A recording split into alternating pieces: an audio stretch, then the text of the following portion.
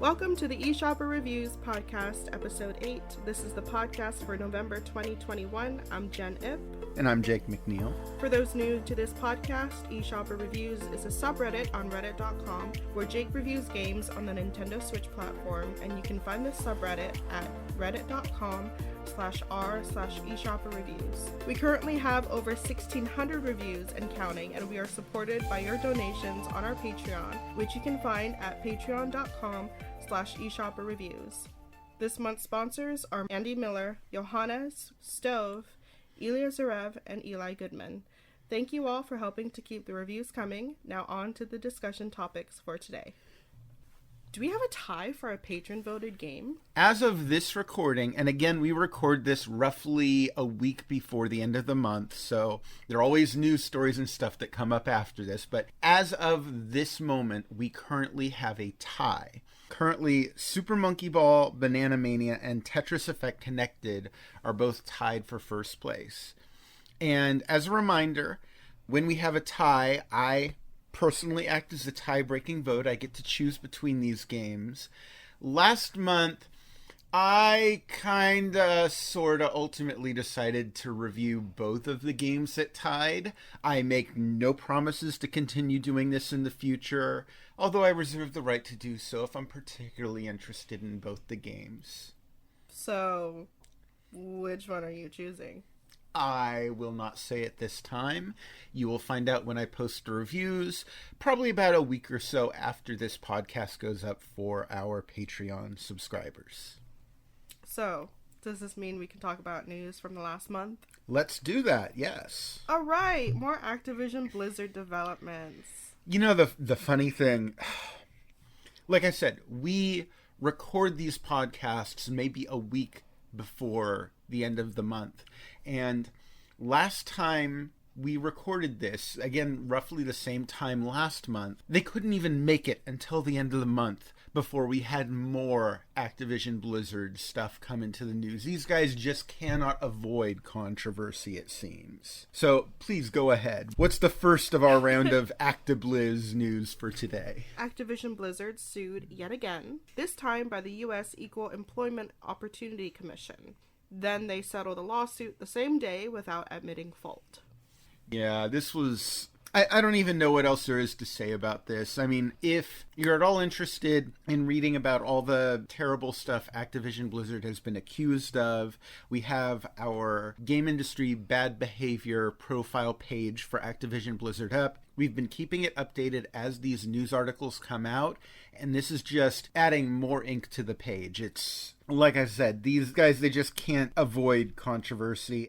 Activision Blizzard Chief Legal Officer Claire Hart and Overwatch Executive Producer Chaco Sunny resign. It bears note, Hart had been with Activision Blizzard for 3 years, and there's not necessarily any connection between these former employees and all the stuff that Activision Blizzard has been accused of.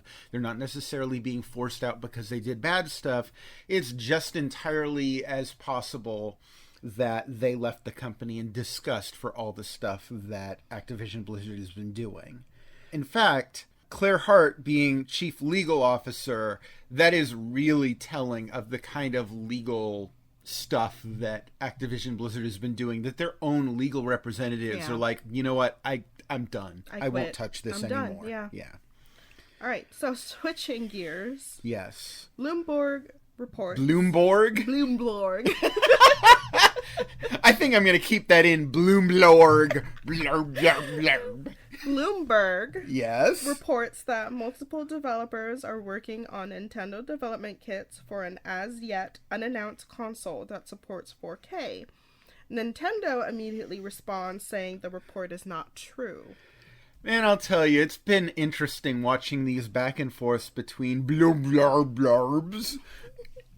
I don't know why people... Listen, I don't know why people are listening to Bloomberg.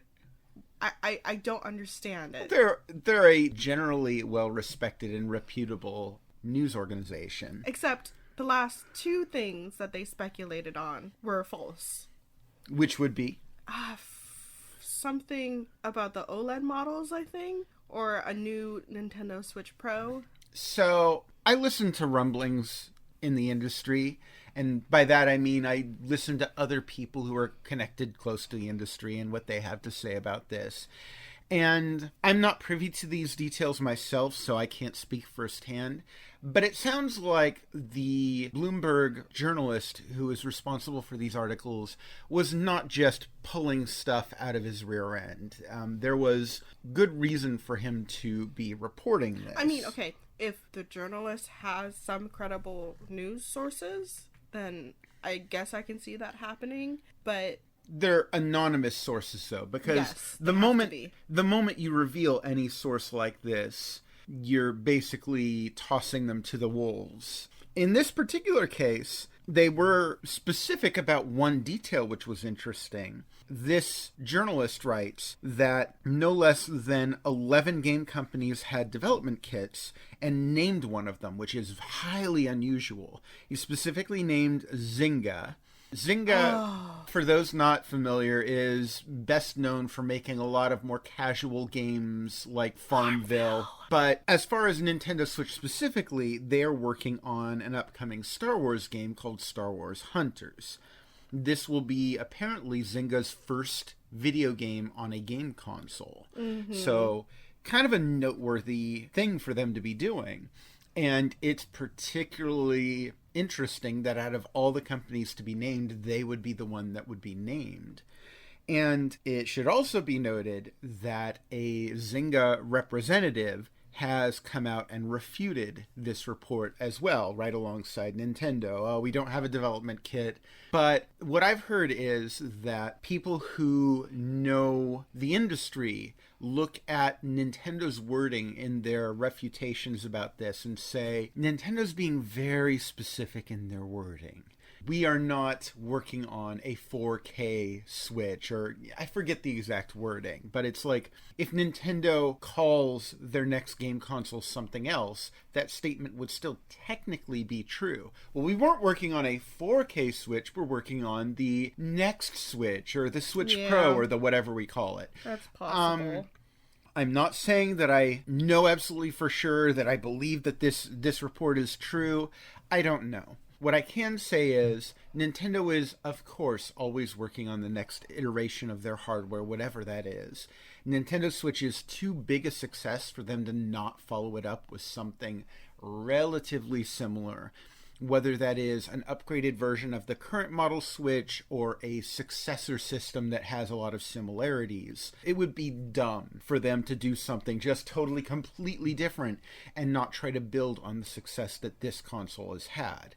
So in a way, all of these reports about a new Switch are just kind of common sense. And 4K is one of the big things that people have been pointing to as a noteworthy upgrade in terms of the visual quality and the hardware and all of that. Yeah, I don't know what else there is to say about this because we're still commenting on unsupported reports. It's little more than rumors. Okay. So yeah, let's move on. New games announced at Tokyo Game Show. Yeah, Nintendo didn't appear at the Tokyo Game Show themselves, but there were a bunch of Nintendo Switch games that were announced there, or at least announced alongside it at roughly the same time. The games that I saw come up, they showed new information on Monster Hunter Rise Sunbreak, new trailers for River City Girls 2, Triangle Strategy. They set a release date of February 15th for Dynasty Warriors 9, which I believe previously was due to come out this year, but that's not too much of a delay. I still cannot believe that series is going. And as far as new game announcements, games that were announced included Atelier Sophie 2, Die by the Blade, Ninja Isen. Token Ranbu Warriors is a new game kind of much in the same style as like the Dynasty Warriors style game, but this is one that's apparently going to be exclusive to Nintendo Switch, so that's interesting. Yurukill The Culmination Games. Obviously, it being the Tokyo Game Show, you had a lot of games specifically created with the Japanese audience in mind, but there could be some good stuff in there, even for us English-speaking types. Mm-hmm. Super Smash Bros. Ultimate has its final Mr. Sakurai Presents presentation. So, we have finally reached the end. By this point, it's all old news. Everyone's heard it, but still it's deserving of comment. The final Super Smash Bros. Character has been revealed to be Sora from Kingdom Hearts. By this point, it has not only been announced, it's been released. I have spent a little bit of time with Sora, and I like him. He's fairly easy to control. He's super floaty. He has pretty high jumps. He hangs in the air for a while, and I'm not sure how competitive he'll be on the pro scene, but I think he's fun to control. He has a lot of air recovery. Overall, I think good character, very different from a lot of the other sword-type characters. I know some people just cannot stop complaining about sword-type characters. Get over it. I mean, aside from the Fire Emblem characters, they're all very different. And even within the Fire Emblem characters, I mean, Corrin and Ike are nothing like the other Fire Emblem swordies. Anyway, during that same presentation, it was announced that the entire Kingdom Hearts series, or the entire mainline series, would be coming over to Nintendo Switch in cloud versions. Okay. And I suppose that's doable. so there's been a lot of discussion about this because Kingdom Hearts 3, I think most people are agreed, it's understandable that it's a cloud version. That is a PlayStation 4, Xbox One game. It's a bit high-end to be just trying to port it over. It's not great that it's a cloud version, but it's understandable. People are a bit less understanding about the earlier Kingdom Hearts games. In particular, Kingdom Hearts 1 and 2. Yeah. You're talking about PlayStation 2 games. Now, granted, they're PlayStation 2 games that got remade and upscaled for PlayStation 3, but still super old games, and a lot of people feel like it is just Square Enix being lazy, not bothering to port these games over natively to Nintendo Switch. I don't have a huge problem with it. Me personally, I have two very, very different opinions on this. On the one hand, I like to own the games that I own. I like to have the games I have and know that they're not tied to some online service where the developer or publisher can just decide, you know, it's not worth our while, let's take those servers offline, and then you lose your game forever. Especially for a single-player game. That bothers me.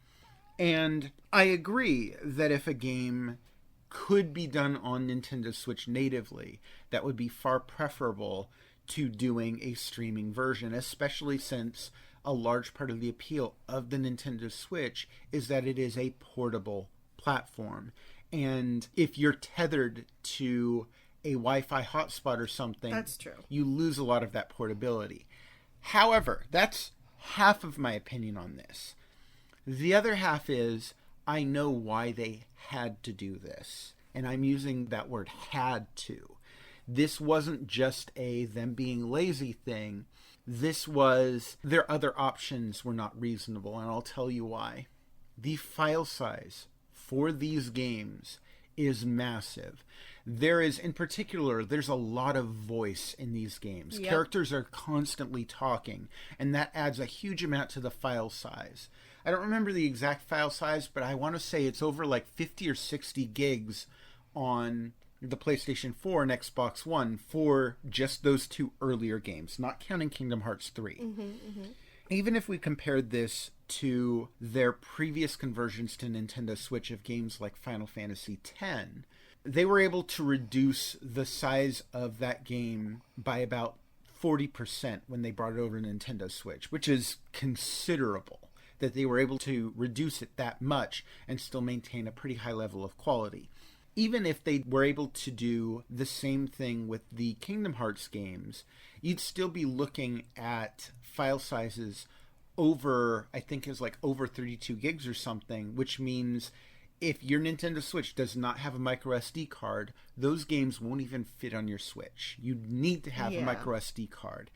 And also meaning that if they wanted to release this game in physical form, there would not be a cartridge size that they could do it on.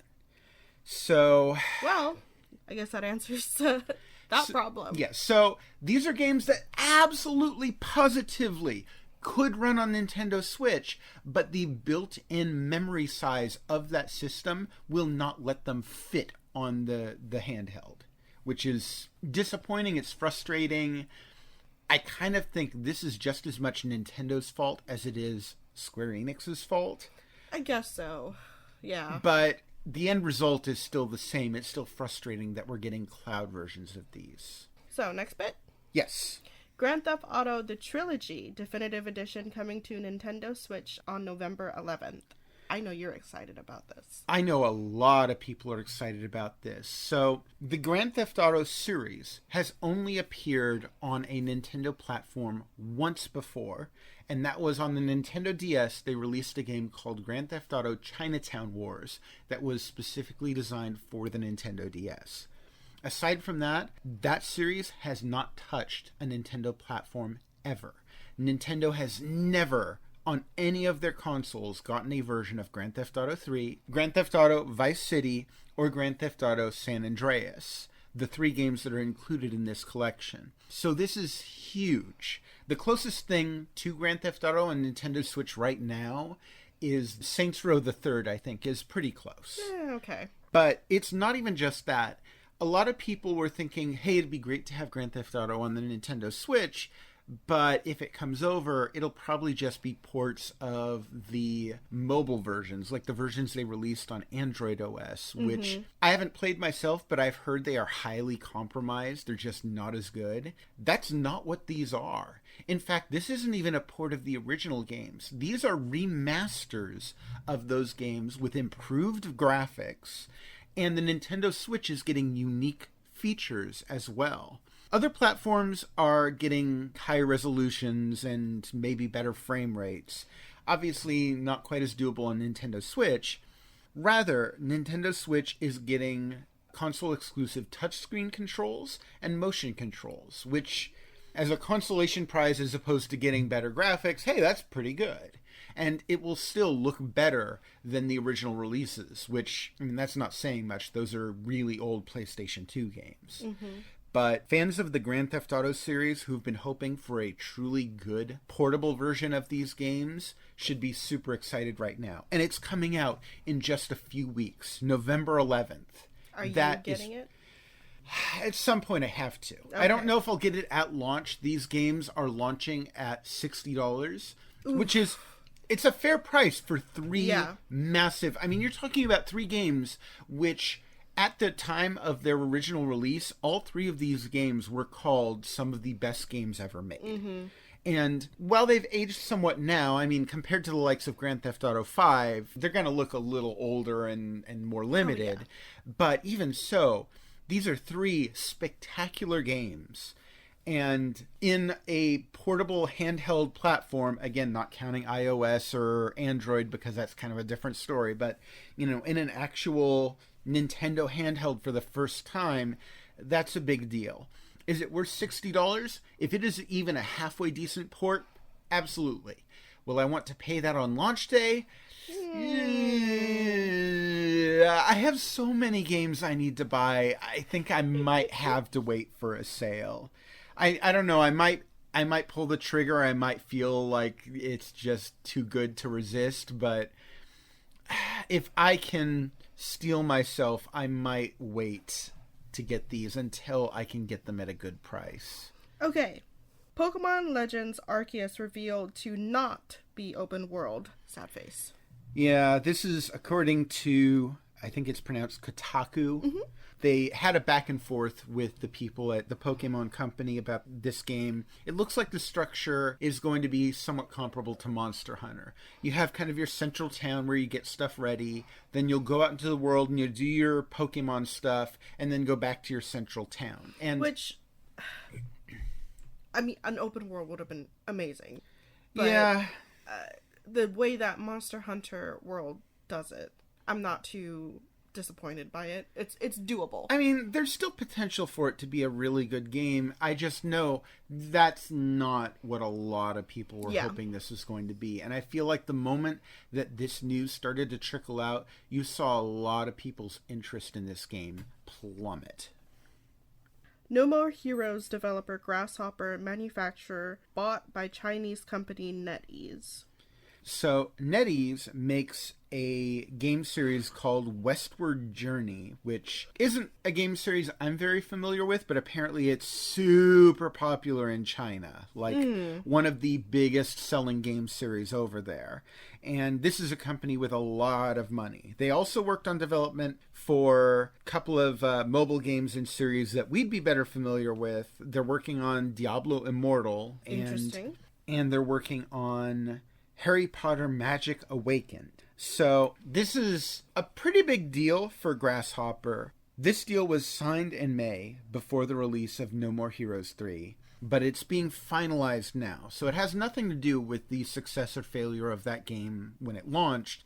And it's just down to, I guess, NetEase saw the potential in this company, and credit to them. The No More Heroes games I know are excellent. I know that Killer 7 from way back when had a lot of fans for being kind of a cult classic game. And one of the issues that this company has had over the years is finding funding. So this could be a good marriage for them. On the other hand, man, every time one of these game companies gets bought out by a Chinese company, I cringe a little because I know about the stranglehold that the Chinese government has on those companies. And you only have to think back to the Blitzchung controversy. And China doesn't even own Activision Blizzard, and they were still able to throw their weight around enough that the company felt the need to stifle free speech. And here we have a company being outright bought out by a Chinese company. It's a point of concern for me. Fair enough. New Nintendo Switch online game trials for October 2021. Yep, seems like this is happening on just about a monthly basis these days. They've really been ramping them up. The US got a week to try out the Jackbox Party Pack 6, and we already have a review of this online. You can check it out if you're interested.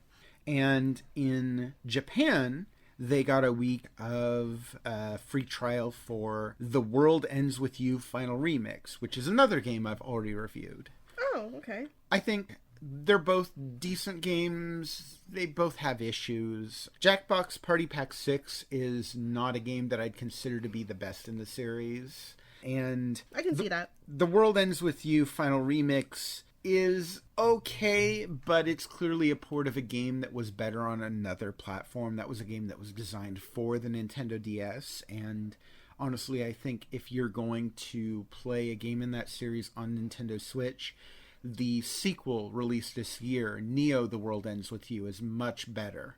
But it's hard to beat free, and I know that you listening to this right now can't really do much to take advantage of it. You know, these free week trial periods have already come and passed by this point, but we can't very well report on them in a monthly thing without that being the case, because they only announced them a brief period of time ahead of time, unfortunately. Advance Wars 1+2 Reboot Pack delayed from December 3rd to spring 2022. Yeah, apparently Nintendo is saying this game, quote, needs a little more time for fine-tuning. And I'm perfectly fine with this. As someone who loves the Advance Wars series, I was thrilled to see that this series was coming back. And I am perfectly fine with this game getting delayed to next year because, number one, I want this game to release not broken. And number two, honestly, I think that we've had a pretty full year. I don't think we need a heck of a lot more games right now to fill up the slate. In fact, Nintendo themselves already has another game coming out in December in the form of Big Brain Academy Brain vs. Brain. So I don't think we're missing out on anything. We'll get the game soon enough. You know, it's just been delayed into next year, presumably early next year. And hopefully it'll be a better game for it. MercurySteam doesn't give credit to all its employees, and tacking on to that, MercurySteam has also been accused of being a hostile work environment.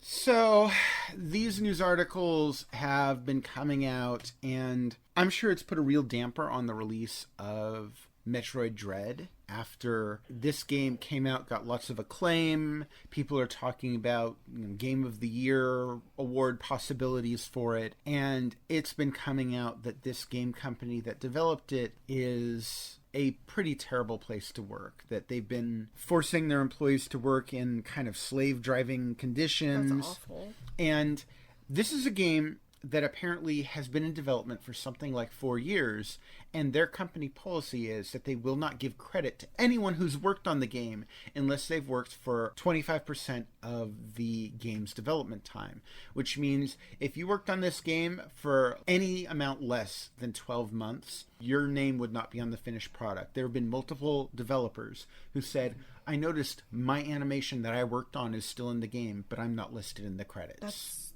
horrendous. It's infuriating, it's stealing. petty. Yeah. There's no reason not to credit these people, because it's not like it's costing you extra money to just toss their name in. They did work for you. Give them credit for the work they did. Mm-hmm. That is their livelihood that you're toying around with. When they point to a game and said, I worked on that, to a future potential employer, and their employer looks at the game and says, well, you're not listed in the game's credits, I don't believe you. You are stealing their future money even after they have contributed to your success. If you do this to the people who work for you, you're a jerk. Yeah. And I wasn't actually going to do a bad behavior profile this month. I figured, you know what, I'll give it a rest for a month. I've been doing a lot of them lately. I did like a half a dozen or more last month for the asset flip week. Mm-hmm. So I'll lay off it for a month. You know, I imagine some people might be tired of me doing. No, I couldn't even go a month without doing it because someone had to frustrate me enough that I had to do one. So MercurySteam, you now have a bad behavior profile on my subreddit.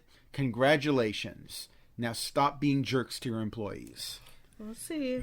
So, Animal Crossing New Horizons Direct on October 15th.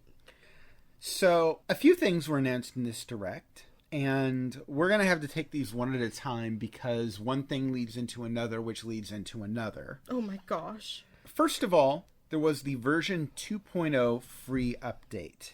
This is what they are calling the last major free update for this game. And it's funny because for the longest time, I think Animal Crossing fans were really frustrated with Nintendo because this is a game that has not received a significant update in I don't know how long. About a year. At least a year. I strain to think of a significant update that this game has received, ever. I mean, I know it's gotten some updates. I know it's gotten like holiday updates, and I know that it's gotten a little bit of added functionality, but a lot of gamers were screaming for features to be added. Well, now they got them. Oh, yeah. I'm going to run through this list because it is huge. Please. There is so much that they're adding in this free update. And you kind of wonder why they didn't drip feed these updates like they were drip feeding everything else for the past couple of years, why they waited until now to just send them all at once. But it's a lot. So, just going to quickly run through this. The Roost and Brewster are coming to the museum. You can also invite characters to the Roost by using Animal Crossing series amiibos.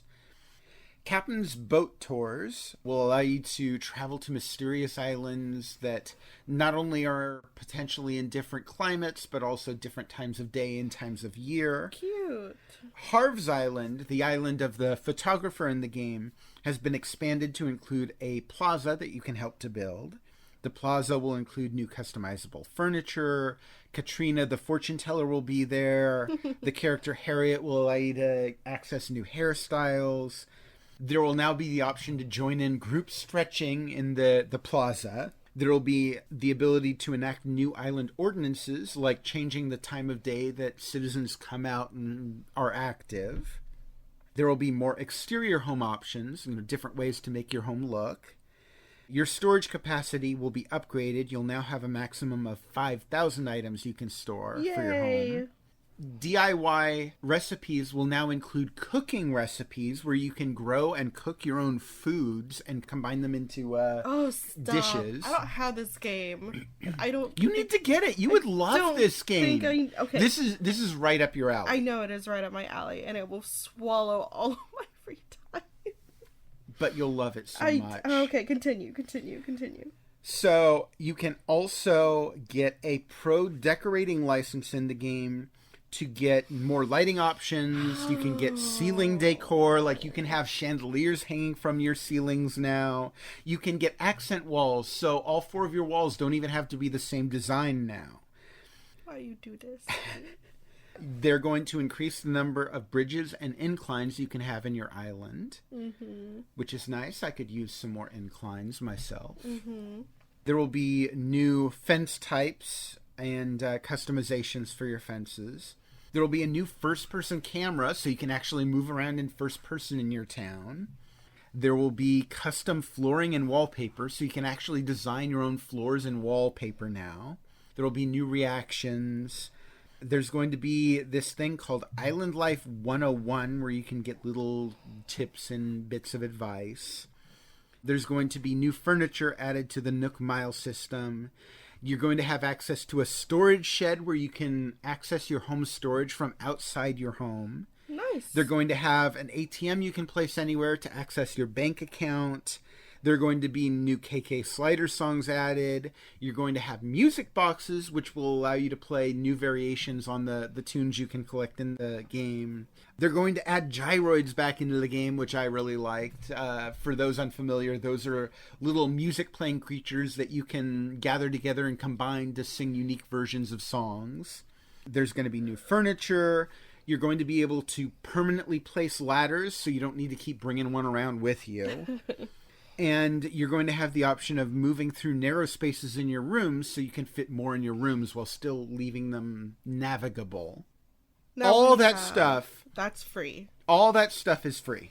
So then we have the Happy Home Paradise, which is a paid DLC. So I feel like if they just announced the paid DLC, people would be up in arms. But I feel like we got to recognize all that stuff I just said for the free DLC. That's a lot. Oh, yeah. And a lot of those things are things that people have been asking for a while. People have wondered, where the heck is the roost? People have wondered, why the heck are gyroids not in the game? These have been previous games, why are they not in this one? So I feel like they haven't addressed every issue that people had with Animal Crossing, but they've addressed a lot of them. So moving on from there, they've announced a paid DLC. This will cost $25 with a little note. I'm going to stick a pin in this later because we're going to talk about this in a moment.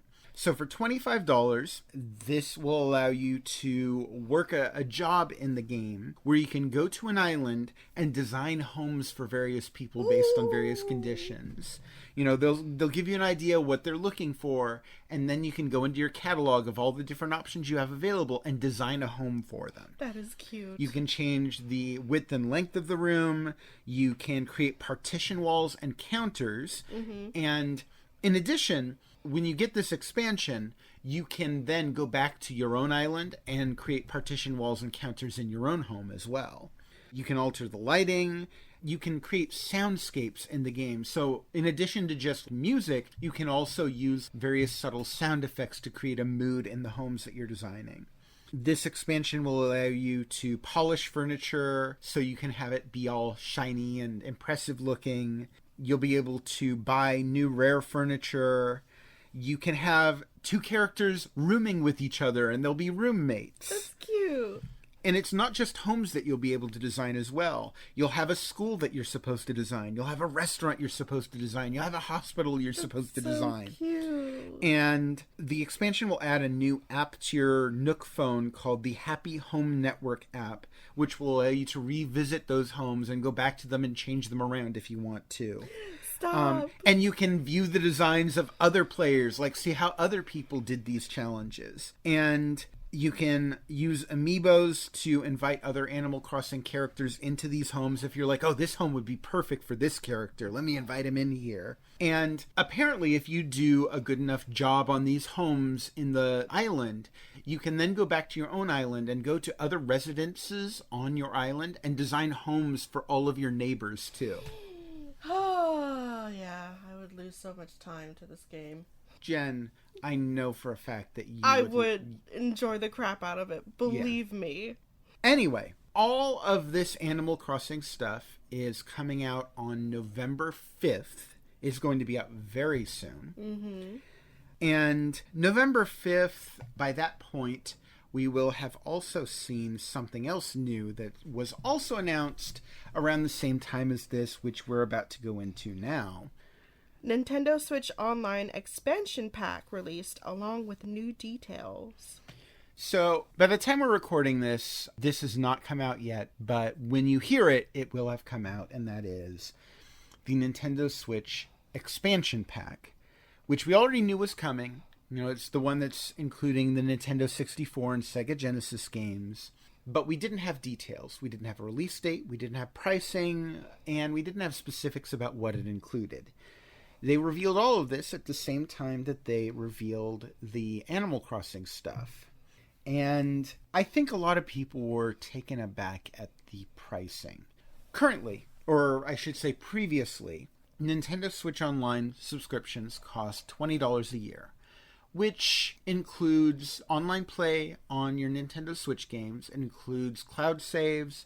It includes the ability to play Nintendo Entertainment System and Super Nintendo Entertainment System games. And it includes a few other features like the Nintendo Switch Online app on your phone, your smartphone. This new expansion pack, on top of the previous one, will cost an additional $30 a year. So it's more than just the base subscription cost. It's 1.5 times more. It would be $50 a year. $50 a year total. For single subscribers. And for that extra $30, you get the Nintendo 64 games, the Sega Genesis games, which both, by the way, will feature local and online play for up to 4 players, save states, rewind, that kind of stuff. The stuff that we saw in the Nintendo and Super Nintendo games. And the expansion pack will also include free access to the Animal Crossing expansion I just mentioned, the Animal Crossing Happy Home Paradise expansion. Mm-hmm. So a lot of people have been talking about the pricing of this, and I think where you stand on the pricing in part depends on where you see the value in this, because I don't think anyone was upset about the Animal Crossing expansion costing $25. That's pretty reasonable for the kind of stuff that they're offering in that expansion. It seems pretty sizable. And for $30, you have free access to that expansion, as long as you're still subscribed to the service. The moment you stop subscribing, most of the features of that expansion turn off for you. I'm not surprised by that. I feel like if you are an Animal Crossing player and you're not bothered by the need to subscribe to the content, instead of just being able to purchase it outright, not a bad deal. It's basically for $5 more than the subscription, you also get Nintendo 64 and Sega Genesis games. Mm-hmm. Sort of. Again, it's a subscription. You have to keep paying year after year. But I think for a lot of people, especially people who have zero interest in Animal Crossing, this seemed outrageous. They're charging a lot more than the Nintendo and Super Nintendo games cost, and they're not even upgrading the online service. Online connectivity for a lot of games is still going to be not so great. There's still no way to communicate with an integrated voice app. There's a lot of features that are just outright missing from Nintendo Switch Online that will continue to be missing. Mm-hmm. And I feel like a lot of people are starting to feel like, this is seeming less and less like a good deal. I feel like I will kind of feel obligated to get this expansion pack just because I'm gonna want to review those N64 and Sega Genesis games. I mean, technically I've reviewed most of the Sega Genesis games already through various collections and releases across the Nintendo Switch over the last few years, but I mean, come on, we all know that people are mostly looking at those N64 games. Yeah, they are. But a lot of people are upset about this. I think it's still going to do extremely well because I think so. People will see the N64 games and they will cringe and then they'll reach for their wallet. At least it's only once a year. Yeah, but at this point, if you're paying for both of these services, you are paying about as much as you would be paying for PlayStation Network or Xbox Live Gold. I suppose, yeah. Now, there's a counter-argument to be made here that this was a necessary evil for 2 reasons. Number 1, licensing. If they wanted to get Sega Genesis games, yeah, Sega's going to want a cut of that money. But I know a lot of people were like, well, I didn't need Sega Genesis games. I was mostly interested in Nintendo 64. But then the problem becomes Rare. Rare is owned by Microsoft. If you want to include Rare games, you're going to have to give money to Microsoft. And so many Nintendo 64 games that people will absolutely expect to be on this service were made by Rare. I mean, you're talking about Banjo-Kazooie, you're talking about Blast Corps, you're talking about Killer Instinct, you're talking about Perfect Dark.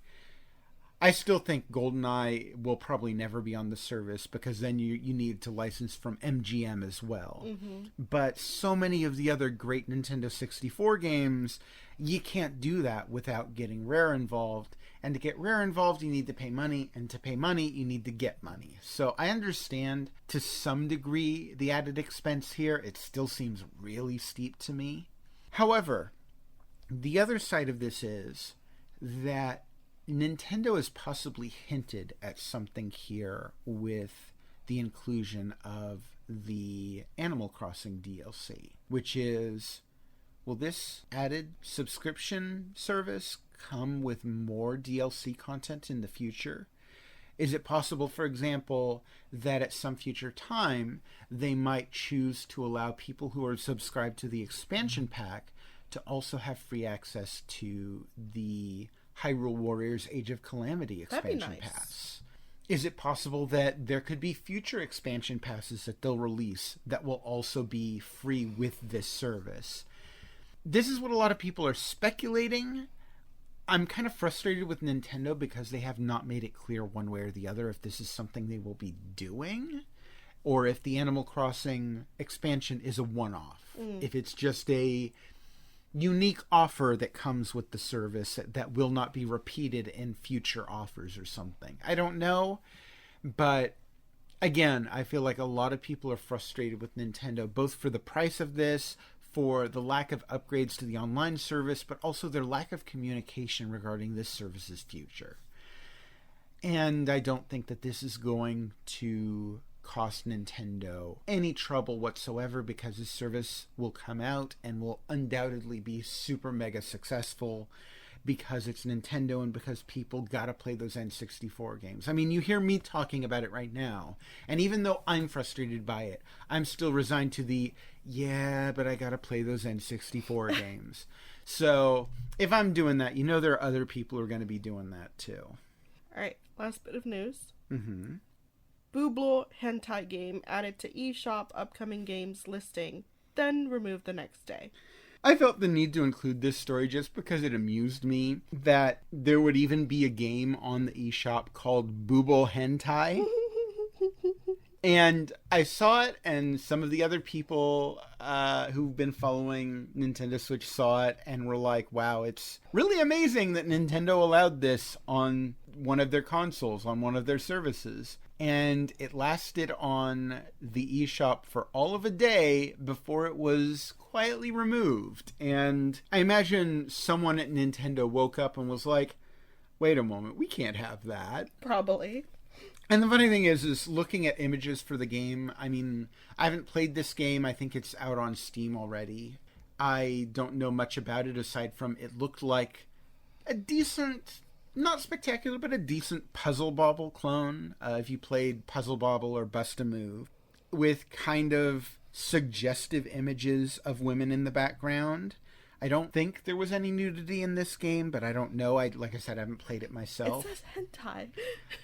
I feel like that was also kind of tongue-in-cheek because, like, for example, one of the images in the background was clearly a parody of the Stupid Sexy Flanders image that's been going around. It was a girl in the same pose, in the same ski suit as Stupid Sexy Flanders. So I feel like this whole game was intended kind of as a joke. Even the name Booble Hentai is really silly. But for whatever reason, I couldn't possibly guess why, Nintendo decided to remove this from the eShop. I don't know if this will return. Probably not. But it was still amusing and I felt like including it here. Okay. Now to talk about some of the highlights for the games eShopperReviews covered in the month of October 2021.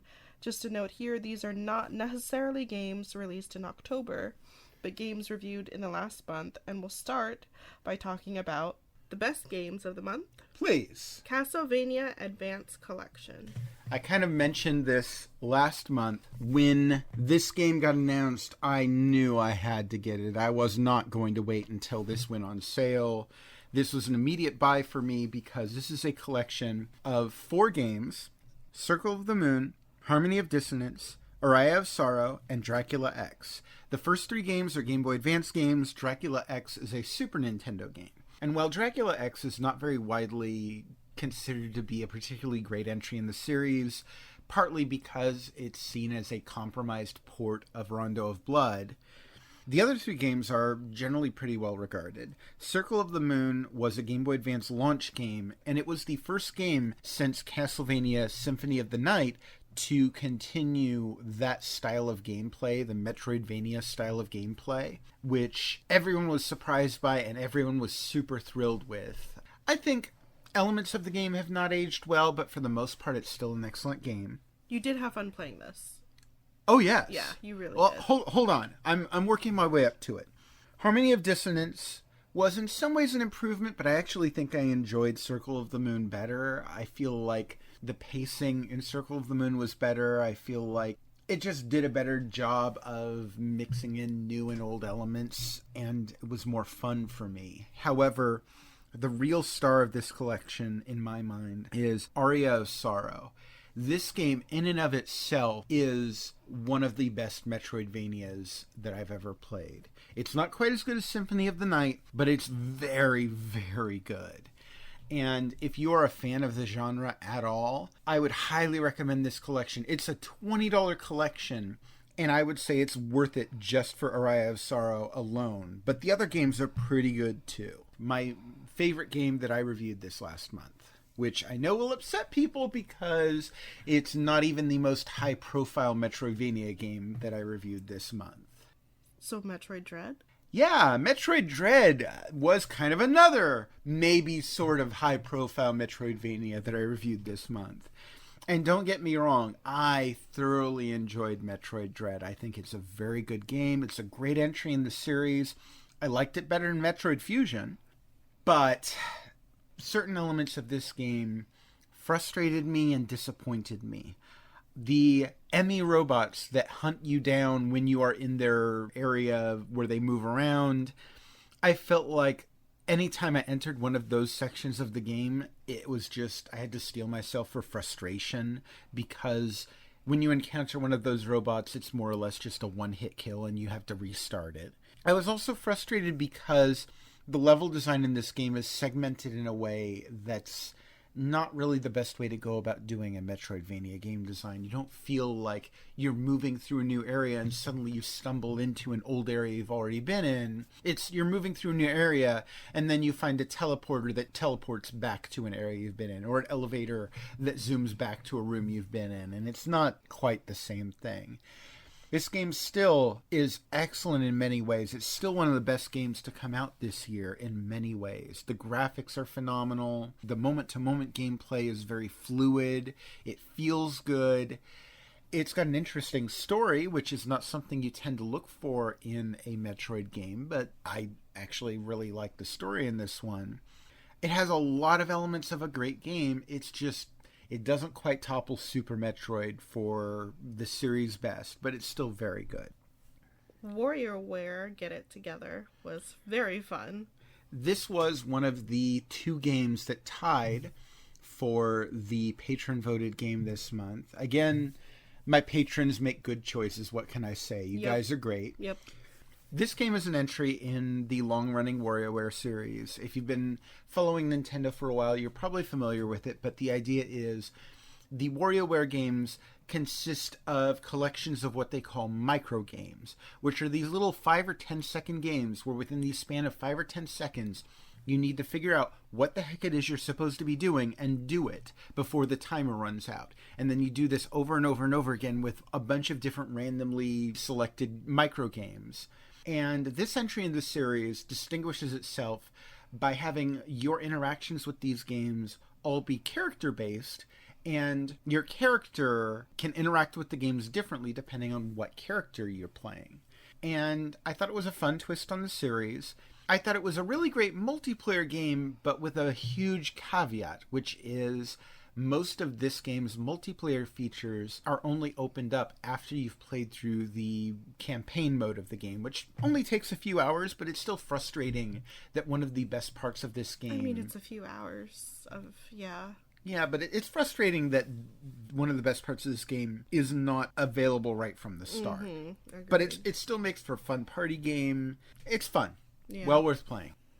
Next one is, and this I actually haven't seen you play. I don't think so. I don't think so. Cinders. This one really surprised me. I know I keep saying over and over again, I am not a visual novel guy. I am not the biggest fan of visual novels. But you've played so much. I've played so many, yes. Because there's a lot of visual novels on Nintendo Switch. But credit to them, a lot of these visual novels are pretty good. I might have to end up deciding that actually, maybe, possibly, I could be a visual novel guy after all. But don't tell anyone.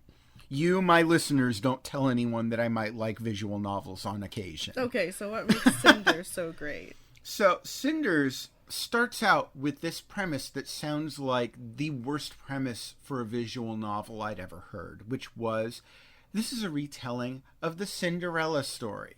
You know, that story you've heard over and over and over again and are likely bored to tears about. But the way they go about this is really incredible, which is, first of all, it is exquisitely well written. Even the characters that were formerly one-dimensional or only mentioned offhand in the original story become these three-dimensional characters in this one. You actually get a feel for what drives the two evil stepsisters and the evil stepmother. You get a feel for why the prince is bothering to get married based on who he meets at a ball. And you actually get a feel for his captain of the guard, who, again, barely even mentioned in previous tellings of this story. Even the fairy godmother, which gets kind of split into two characters in this telling, becomes kind of this interesting three-dimensional character with her own motivations and her own interesting element in the story. And all of this is extremely well written. And on top of that, you're given a lot of agency in how you choose to go about this story. If you're trying to make it kind of just a retelling of the original story, you can do that. But you can also take it in a different direction. Maybe Cinderella doesn't go to live with the prince and live happily ever after. Maybe she realizes that the shopkeeper who's been really nice to her all these years is actually someone that she clicks more with. Or maybe she realizes that the captain of the guard is actually a really kind soul that she identifies with. Maybe she patches things up with her stepsisters or even her stepmother. Or maybe she decides, you know what? I don't need no man. I'm just going to succeed in my own right. I'm going to reclaim my birthright and take this home back for myself. You can be a kind, idealistic Cinders, Cinderella's name in this version of the story. Or you can be a witty, scheming Cinders. And I thought it was really great, not just how well told this story is, but how it took one of the most tired, familiar, constantly retold stories in the entire world and actually made it fresh again by giving the player agency and saying, you know, you don't have to do what she did. You can take this in your own direction. And it was just so well done. It really caught me by surprise. Sounds like you're enjoying your virtual novels. Shh! Don't tell anyone. All right, so the last game for the best of games category, we have Sakuna of Rice and Ruin. Sakuna is a really unusual mix of two types of gameplay that are not very similar at all, but they tie back into each other in the way that each enhances the other. On the one hand, you have a pretty good action platformer, really good kind of runny, jumpy, fighty kind of mechanics. It's decent. The other half of things is you have a surprisingly detailed farming sim that is all about medieval, classic Japanese rice farming techniques. And by really detailed, I mean they go into extreme depth in every element of this, of how you're supposed to grow the rice, how you're supposed to adjust the water levels, how you're supposed to harvest the rice, how you're supposed to dry it, how you're supposed to pat it down to separate the rice from the hulls or whatever. I'm already forgetting the terminology. I apologize. And I thought it was very strange how a farming sim that is this detailed, I mean, I don't think I've ever seen a simulation game that is as detailed as this is for a topic matter that is as narrow as this is. This isn't about just farming in general. This is not Harvest Moon. This is specifically about rice harvesting. And yet, it does a good job making it all accessible. It makes it so you can kind of understand how each element works and why it's important. It even goes into some of the culture behind it, about the reasoning behind why rice farmers sing rice farming songs. In one point of the story, they're actually talking about the reasoning behind it as they're figuring out their way to start doing this. I thought, again, the dedication to depicting this one topic this detailed and this well really impressed me. And then it ties back into the action elements because your statistics in that part of the game are based largely on how well your character ate. So if your character had a good meal of some good rice, then she's going to be kicking butt in the action elements. And then in those action elements, because she was able to explore farther, she was able to get more resources to put back into the rice farming. Again, the two elements don't necessarily mix all that well, but each brings something to the other, and I think it works out to be an extremely unique game, but also a very fun one, quite well worth looking into. So, next category. Yes. The worst game. The first one is Dreamwalker Never Fall Asleep. I think this is a time when I should start talking about Artifex Mundi. I really, really try not to prejudge a developer or publisher just based on the games they've made previously. I think that some developers have a better track record than others, but it is always something where there's potential for a good game to come from a developer who's previously not made anything of note. Artifex Mundi is both a developer and a publisher, but the games that they develop themselves are all very similar from what I've seen. They're all graphic adventure games where it mixes elements of find the item, use it to solve the puzzle, to get farther, to find more items, and that kind of stuff. And it also has find the hidden item puzzles. You know, like you'll have a still photo or something with a bunch of hidden items in it, and you need to just find all the items in the list. And that can be okay, but at the same time, they make so many games like this, and they all have such a similar art style that once you've played one of them, you feel like you've played most of them. So right off the bat, when you play an Artifex Mundi game, you start off with this feeling of exhaustion, like, oh, I've already played this before. But I try to push through that. I try to ignore it. Now that I've talked about Artifex Mundi, specifically Dreamwalker Never Fall Asleep, take all of that stuff that I just said about Artifex Mundi, and already you're starting off at a point of, I'm not super enthusiastic to play this, but I'll give it a try. And add to that a super cringy story. I couldn't tell if they were trying to pin this person as a medical doctor or a psychiatrist or psychoanalyst or spiritual healer. Because at different points in the story, she is all of these things. Wow. But she is apparently some sort of magical head doctor of some sort, the character that you play is, who dives into the dreams of the ailing patient, in this case someone who's in a coma, and tries to heal their illness from within. I suppose that could be an interesting story if it's told well. It is very much not told well here. You have very disparate elements of things that are really super silly with things that are kind of creepy, and it just clashes horribly. And it just becomes really, really cringy. Like, you'll see stupid cliches juxtaposed against the sound of a woman endlessly screaming, begging for help. I can't take this game seriously because of all these cringy elements, but it so very much wants me to take it seriously. I know. The gameplay, because this game is working on dream world mechanics, it doesn't even have to be logical.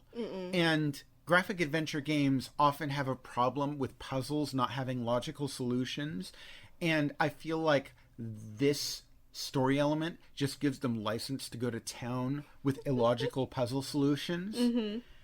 And it brought out a lot of the elements that I hate about graphic adventure games, along with a horrible story, and I just could not be done with this game fast enough. I went from, okay, I'm not super interested in this game, but I need to give it a try, to, oh, this is a torturous experience, get me out of here. Okay. SpookyGhosts.com. So I reviewed quite a few Metroidvania games this month. I already mentioned a few really good ones. SpookyGhosts.com is a terrible Metroidvania. It is super short. Your skill set as you go through the game doesn't really expand noticeably. One of the big flaws in any Metroidvania that is made poorly is if the thing that allows you to progress is you get a key to a door.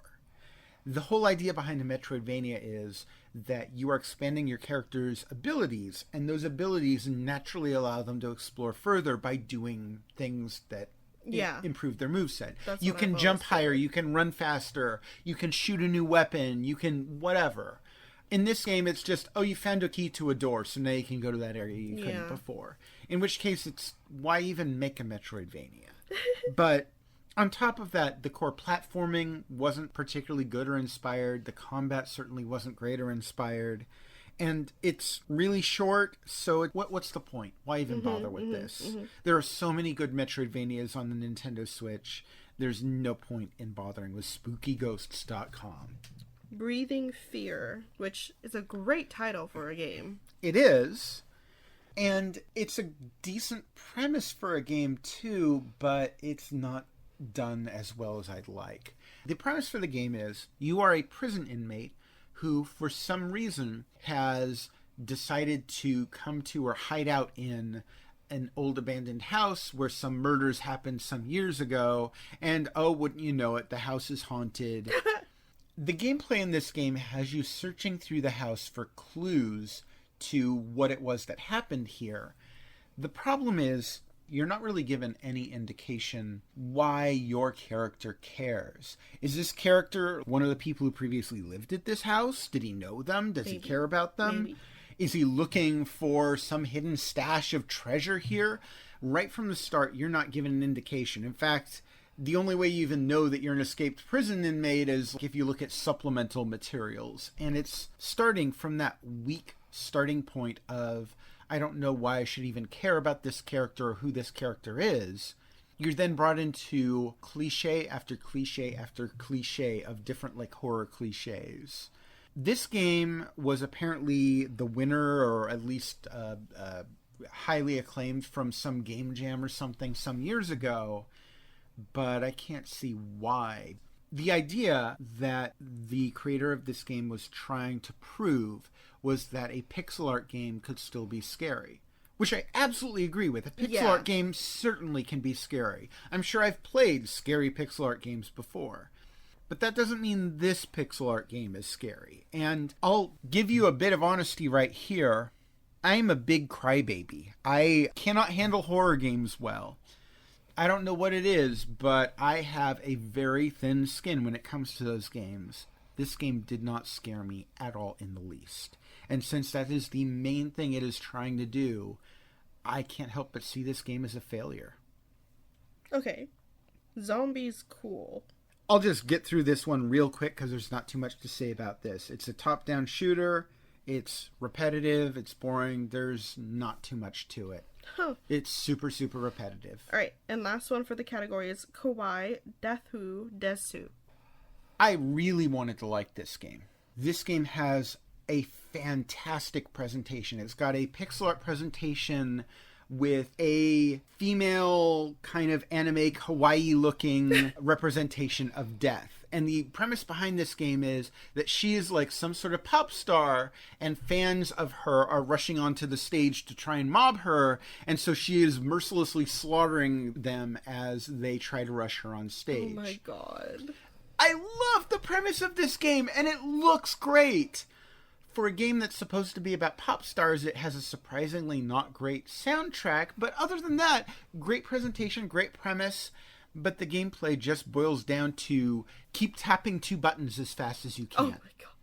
There's no need to delay pressing buttons. It's not like you need to time your attacks. It's not like there's any music rhythm elements, which again would perfectly fit this game. No, it's attack as fast as you can, both left and right, and you'll be good. It's repetitive. There's not much variety from one level to the next as far as I saw. There's zero strategy. They started from such a good starting point. There was so much potential here, and they just completely failed to meet that potential in the gameplay. Okay, hidden gems. Mm-hmm. Alwa's Legacy. Once again, reviewed a lot of Metroidvanias this month, and in another month, some of these would have gone on to be in my best games category, but I was actually quite pleased with a lot of the games I reviewed this month. Alwa's Legacy is the second game in this series. I reviewed both the first game, Alwa's Awakening, I think it's called, and Alwa's Legacy, the second game. The first game is okay, but I feel like it lacked some polish. It was a bit overly difficult. Alwa's Legacy takes the main premise of the first game and builds on it and creates something really nice. And that is, this is a Metroidvania game which is focused primarily on puzzle design, on trying to get you to figure out how to get from point A to point B, where you need to go, and that kind of stuff. And it does a pretty good job of it. This game has a great kind of 16-bit style of pixel art visuals that's really nostalgic. It's just all around a good Metroidvania.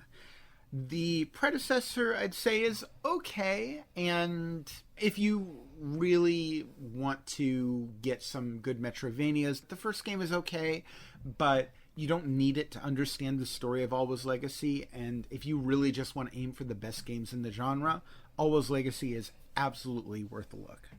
Cthulhu Saves Christmas. I really enjoyed Cthulhu Saves Christmas. That title is so funny. Yes. And the game completely follows through on that idea.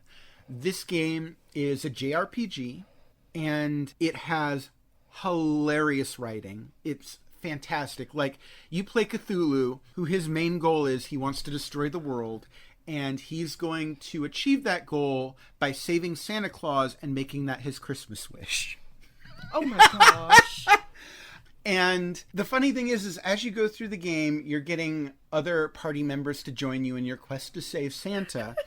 And your other party members are generally like good people, and they're not particularly thrilled with the fact that the only reason you're doing this is so you can destroy the world and sow madness into the hearts of men. And it's just so well written. There's tons of funny puns. There's a lot of, it's great. I'm not going to spoil it anymore. But the thing is this game could have been just fine if it were just a typical standard JRPG with all the funny writing and the great premise. But it doesn't just rest there. It actually has some really interesting mechanics.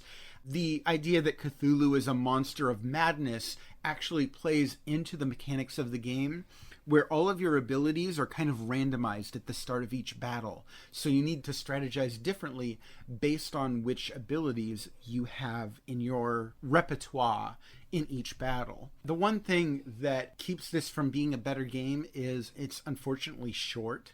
If memory serves, I think you can be done with this one within 10 hours, which is a real shame. I would have gladly played a 60-hour version of this game. This is a magnificent JRPG, and if you want a JRPG with a great sense of humor, you absolutely need to play this game. It is the second game in the series, but don't worry, you don't need to play the first one. This one is just fine on its own. It is great. Next is Gianna Sisters, Twisted Dreams Ultimate Edition. So Gianna Sisters has an interesting history with Nintendo. The first game in this series was a shameless Mario clone. And I don't say that lightly. Nintendo actually sued the makers of this game and forced them to pull it from the market because it was too close to Mario. Back in the original Nintendo Entertainment System days. This game, Gianna's Sisters Twisted Dreams, is very different. It's its own thing. In fact, I would say this game is closer to something like Donkey Kong Country or Sonic the Hedgehog in some ways. You're playing as two different characters who swap back and forth between each other. Each one has slightly different abilities in their moveset and has different parts of the world they can or can't interact with. The visuals are great. The character swapping gameplay is great. The game can get a bit repetitive at times, but overall this is a phenomenal platformer. Oxenfree. Oxenfree is a graphic adventure where most of the gameplay is done through dialogue trees. And the way that they do dialogue trees in this game is really interesting because the dialogue happens in real time. You have a limited amount of time that you can respond to each element of the conversation. And if you don't do so, then they just assume that you're just going to be quiet and not respond at all, which is a valid way to respond to something someone is saying, is just not respond to it. But on top of that, it tells a very good, creepy story. This story is about a bunch of teenagers who go to a abandoned island that is supposedly the source of some interesting paranormal activity. And they end up discovering that there's more to this than just some kind of quirk of the location or something, and there's perhaps something more sinister going on here. Ooh. And I won't give it away, but suffice it to say, the plot of this game is very interesting. It's also very character-driven. It does a good job of making all of these teenagers interesting, multi-dimensional characters. You know, you start off with your main character, who's a pretty good player avatar, but she also has some darkness in her past that she's still recovering from. You have the girl who she's kind of at odds with, but you find out later there's actually a reason for it. They do a good job of building up all these characters, and I think that's one of the things that's really to this game's credit. It's overall an excellent entry in the genre, well worth playing. River City Girls. This one is an excellent beat-em-up, great soundtrack, good artistic style. This is a game in the Kunio-kun series, so if you played River City Ransom, this is very much like that. It has, you know, some upgrade elements that you can do. Excellent beat-em-up. I don't know that there's much more to say about that. Savage Halloween. I played multiple games with Halloween in the title for our Halloween week this month. And a lot of them were nice, but kind of had some issues. This game was actually genuinely fun. It's just a good old school action platformer. Really well worth trying if you're a fan of the genre. Nairi, Tower of Shirin. So this is a really lovable graphic adventure, like really great characters, really kind of family-friendly presentation. Actually looks really nice, and it's super cheap too. You can get it for under $5. If you're a fan of graphic adventures, there's very little reason not to get this game. It's so inexpensive, and the quality is there. Definitely put this on your list. Other noteworthy reviews. One of them is Cruisin' Blast. This was one of the games that was voted by the patrons the previous month. It wasn't obscure enough for me to put it in my hidden gems, but it didn't quite make my best games list either. Cruisin' Blast is still a lot of fun, but it's fun that comes with a caveat, which is this. It's really dumb fun. If you look behind the curtain, you see that this game is manipulating a lot behind the scenes. It automatically pushes you forward if you're in the rear. There is some of the worst rubber banding I've ever seen in a video game here. Yikes. You will never finish a race without the next place person being just like a split second behind you. And that makes for some really fun races, but it also feels like you're kind of being cheated a little. However, in terms of pure spectacle, it's really hard to beat this game, where you're driving around these really impressive, cool-looking, neon-soaked courses. There's all kinds of crazy stuff happening around, aliens flying around, dinosaurs stomping. You come to this one point where you're diving off of a cliff into the open arms of a Yeti, and he stomps on the ground crumbles beneath him, and you go under the ice, and it is crazy the stuff that happens in this game, and it is so fun. It's just fun where you kind of have to ignore the fact that it's like a theme park ride in every sense of the word. It's tons of fun, but so much of it is automated. Right. And then the last thing is the X-Lean Wireless Pro Controller. When I play my Nintendo Switch, I tend to play it docked. I have tested games using the portable mode, but my preferred mode of play is to play it docked. At least until they make a lighter version of the Switch that will also dock, which unfortunately the Switch Lite does not do. And when I play my Switch docked, if at all possible, I like to play using a Pro style controller. Usually, I will play with Nintendo's own Pro controller. I've tried a few other controllers. 8-Bit Do makes one that's notorious for being pretty good. But the problem with third-party controllers is they usually lack a few specific features. Usually they're not capable of reading amiibos, and usually, and this is most important for me because I'm lazy and don't want to have to get up to go to my TV, usually they cannot wake the Nintendo Switch from sleep mode. Nintendo's own controller is usually the only one that does that. X-Lean made a controller here, their Wireless Pro controller, that has both of those features, so it's fairly unique for a third-party controller. And I should make it clear, just so that I'm not, accused of bias or anything, this was a sponsored review. They gave me the review product for this. I mean, they didn't pay me for it or anything, but they gave me the controller to review. And my premise going into this was that if they delivered on everything they said this controller would do, it could quite possibly be the best controller on Nintendo Switch. And it almost made it there. The controller does as it advertises. It can wake the Switch from sleep mode, and it does a good job of it. It has really good motion control. It can read amiibos like it says. The controls are good. I didn't much care for the triggers, but that might be personal preference. I preferred them. Yeah, Jen tried the controller too, and she actually preferred the triggers on this versus Nintendo's controller. However, I found one issue really kept this from being the super high top echelon of Nintendo Switch controllers, for me anyway, which was, depending on the game, I had some serious problems with the rumble in the controller. Specifically, I tested this controller out with a few different games, and I noticed in particular in Super Smash Bros., the rumble in this controller was out of control. It just would not stop going off at the slightest provocation, and it was really distracting. Outside of that, this is just a darn good controller, and I highly recommend it. But with that problem there, it's still a pretty good controller. If you're looking for something that's less expensive than Nintendo's own Pro controller, but still can wake the Switch from sleep mode, which, again, personally I love, this is well worth getting. Now is when we normally answer patron-submitted questions. As a reminder, patron donors who contribute any amount can have their questions discussed on the podcast.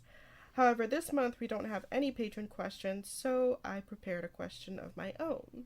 Really now? Yes. And didn't you say something about the anniversary of the Nintendo 64?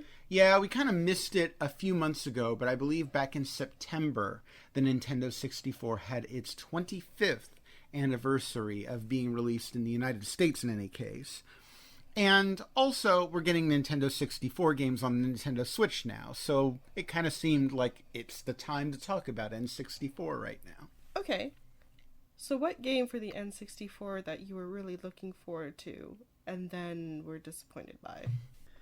One of my favorite games on the Super Nintendo was a game called Yoshi's Island. This is a really fantastic platformer. It does some really inventive stuff with the genre. It takes it in directions that Mario games really hadn't done. It's artistically inspired. Like, it has this kind of hand-drawn with crayons look that's really great. And fairly early on into the Nintendo 64's life, they announced a sequel to this game, which I never expected they'd actually make a sequel to it, called Yoshi's Story. And I was really looking forward to it, and it's okay. Oh, at least it didn't bomb. It had some really childish elements to it, like it was very clearly aiming for a younger audience, which I don't feel like the first game did, despite its aesthetic. I feel like it wasn't dumbed down for kids.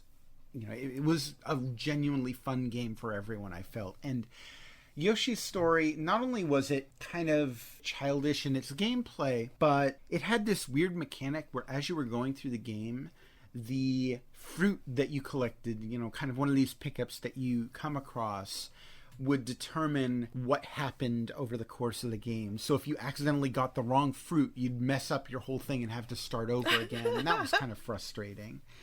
I just remember being severely underwhelmed by that game. Okay.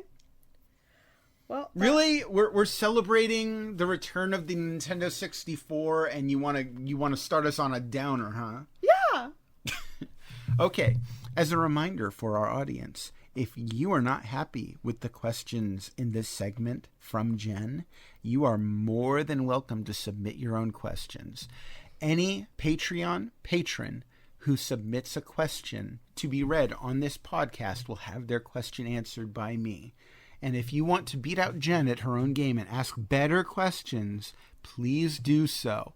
I am happy to respond to your questions. Well, that wraps things up for this month's eShopperReviews podcast. Again, we want to thank all of our patrons on Patreon for contributing. Patron donors are the first ones to gain access to these podcasts, and if you are interested in becoming a donor, please check out our Patreon page at patreon.com/eShopperReviews. And once again, if you're curious to read any of the reviews or content mentioned in this podcast, you can find it on the eShopperReviews subreddit at reddit.com/r/eShopperReviews. Once again, this has been Jen and Jake McNeil. We'll see you next month, and in the meantime, we both hope you found this content helpful and enjoyed some good games. Catch you all next time. Later!